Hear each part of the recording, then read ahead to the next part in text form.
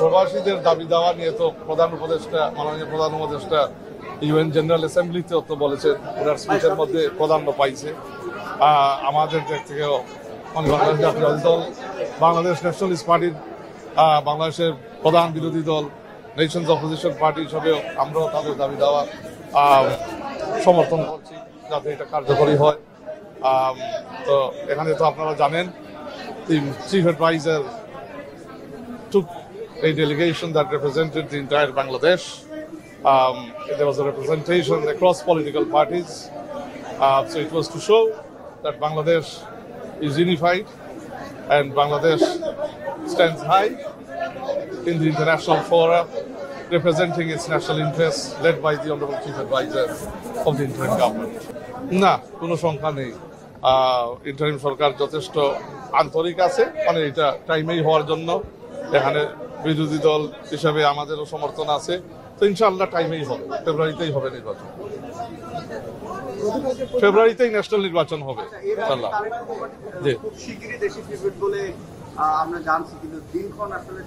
দিনক্ষণ তো উনি যখন আসবেন উনি জানাবেন, তখন দলও জানাবে আপনাদেরকে।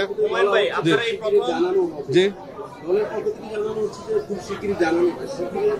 হ্যাঁ, যখন মানে ডেট যখন ফিক্স হবে তখন আপনারা জানতে পারবেন অবশ্যই।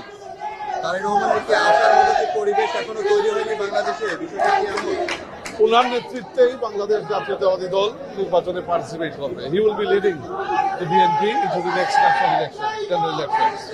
সো ওনার আশা তো স্বাভাবিক, উনি আসবে, আর উনি যখন আসবে তখন দল থেকে জানানো হবে দিন তারিখ ইনশাআল্লাহ। So far it was a successful trip.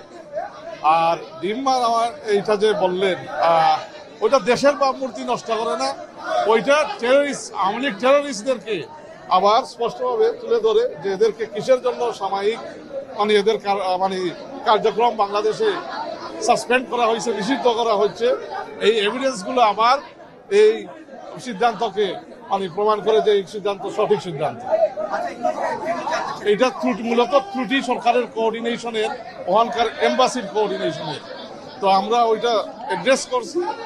There will be action. Foreign advisor has confirmed there will be action on the return of our delegation. So there will be action in that regard, particularly যারা ওখানে প্রোটোকলের দায়িত্বে ছিল আর কি। ঠিক আছে, thank you.